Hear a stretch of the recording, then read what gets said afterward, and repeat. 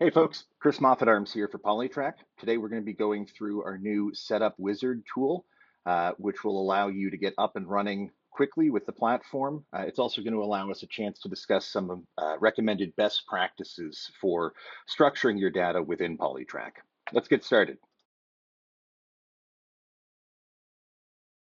This new onboarding wizard is designed to take you through basically the process that we do internally when setting up a new account. We're going to start right from the very basics with our monitoring and the issues that we want to track, create our priorities, create a first file. We're even going to be importing some files directly from the federal lobbyist registry, so we're able to get that up and running quickly, create some contacts, record our first engagement, and more. First thing we're going to want to do is get our monitoring set up. This is going to allow you to identify exactly where you want us to look for information and what types of information you want us to embed within the platform so that you can keep an eye on the things that matter to you. We're going to start off first by identifying the jurisdictions that we want to monitor. This can include the House and Senate, any of the provincial and territorial legislatures, as well as a number of municipalities from across Canada. Next, we're going to go to our committees section. This will allow us to identify particular committees that we want to monitor, and we'll receive additional information in our daily keyword scans about any upcoming meetings of these committees that may be of interest. Finally, our keywords. These are the words and phrases that we're going to be looking for within the Hansard, within media coverage, within government news releases, and other sources to provide you the information that you're looking for. Your keywords can be simple strings, such as most of the examples we have here, or basic Boolean searches that use an and, or a not keyword in order to get a little more specific in the sort of data that's being added. Once you're comfortable with the jurisdictions, committees, and keywords, we can move along to the next step, and you can always come back to these at the account page. Next, we're going to create our first priority. Now, within the PoliTraQ system, priorities is the term that we use for collections of related files. And what we found is by grouping files together based on their commonalities, we're able to detect some broader trends within that advocacy work and be able to communicate the impact of that work more effectively to internal stakeholders. Most of our users will create three categories of priorities. The first one will be by jurisdiction, representing the levels of government with which they interact. By tying each file to the level of government it touches upon, it'll give you a rough proxy for how active you are within each level of government.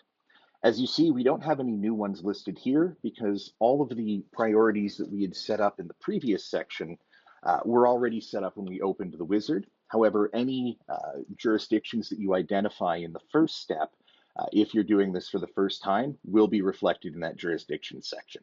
The second type of priority that our users create are based on outcomes or the type of advocacy that's being done.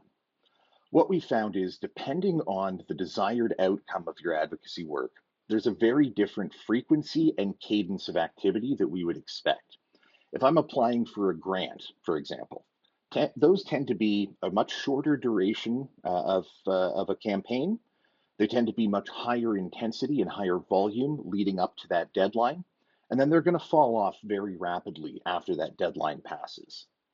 Compare and contrast that with trying to get a bill introduced or regulations changed. In those cases, those are going to be much longer term processes. You're not going to see the same sort of impetus for a major spike in activity. So it's going to be fairly steady throughout that process. And it could go on for months, if not longer. If all you're doing is counting the number of interactions you have, you can see how you would very quickly get thrown off from an accurate accounting of the amount of work you're doing, depending on the types of issues you're working on. What seems like a lot of volume in an outreach campaign as part of seeking a grant, that's going to be very different than what is a lot of activity on a regulatory change or a bill. So by identifying the types of issues, we're able to get away from just talking about a raw number of interactions and start to get into what we would expect given the types of interactions we're having and the desired outcomes from them. Finally, there are internal priorities. And internal priorities tend to be the pillars of your own strategic plans. So let's break that down a little bit further. In most organizations, the government relations or public affairs team will have a department level strategy that they're tasked with executing.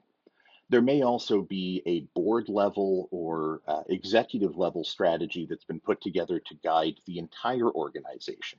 And there will be pillars of that strategy that the GR team is responsible for serving or responsible for addressing, or that their activities will, by their nature, address.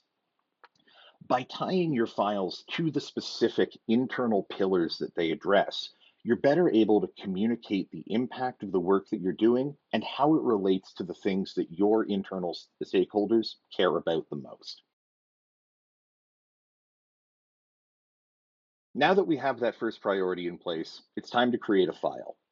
Files are used to store and organize information relating to a specific advocacy issue and may relate to multiple priorities. I'll give you an example there.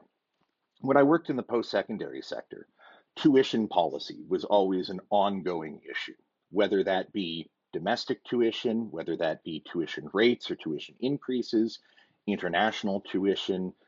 You could even constitute grants and other financial supports for students within that same category. And so in that instance, something like tuition policy might at first glance appear to be a priority with all of those issues within it.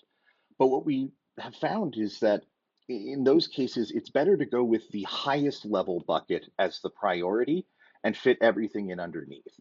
So more often than not, our strategies internally had something along the lines of financial sustainability or continuing operational funding or something along those lines that represented the internal objective around maintaining or growing our operational funding.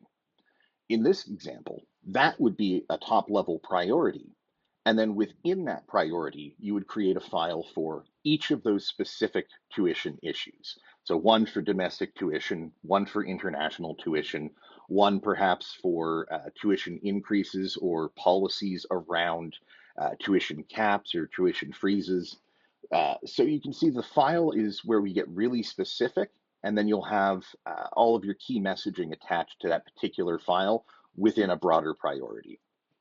In creating a file, you'll also want to set the lead for that file, identify the specific topics that are part of that file, which will come in handy when you're doing your monthly communication reports, set any access restrictions on members of the team, as well as adding keywords, though we can always come back to this section later. We're proud to roll out a new feature that will allow you to import files directly from the Federal Lobbyist Registry. Within your registration, you're required to provide a number of different pieces of information, such as subject matters, categories of activity, and the details of the advocacy work that you're conducting. This is actually a perfect way of capturing all of that information so that you don't have to create those internal files on your own. We can just use the information that you've already provided. Simply go to your federal registration, select the URL for that registration page, stick it in the box there, and click import.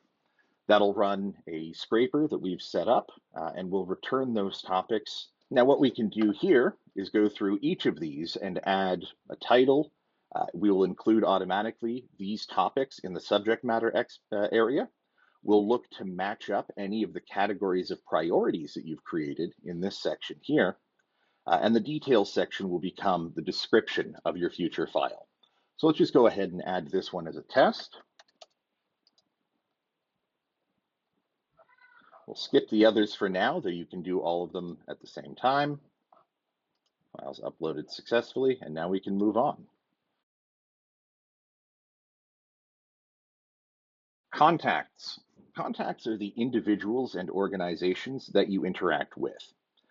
These can be everything from your key elected officials and their staff to other organizations or associations with whom you collaborate on advocacy work, really any sort of contact information that you're going to want to keep on hand and be able to access rapidly. Now, we do provide you with pre-populated profiles for the House and Senate, all of the provincial and territorial legislatures, and a number of municipalities across Canada. We also have an integration with a tool called CanGov 411 from Delphic Research. We have a basic template that'll allow you to import any of the contacts that you already have, as well as a contact form that captures all of that information, all of their contact details, addresses, digital platforms, hospitality and gift spending, and more. And recently, we've added the ability to create a contact directly from an email signature. So you can just copy that signature, throw it directly into that text box, send it through, and it'll be processed and sent back to you, ready to go as a new contact. Now we're going to record our first engagement. And this is going to take everything that we've accumulated through this onboarding process and really put it into practice.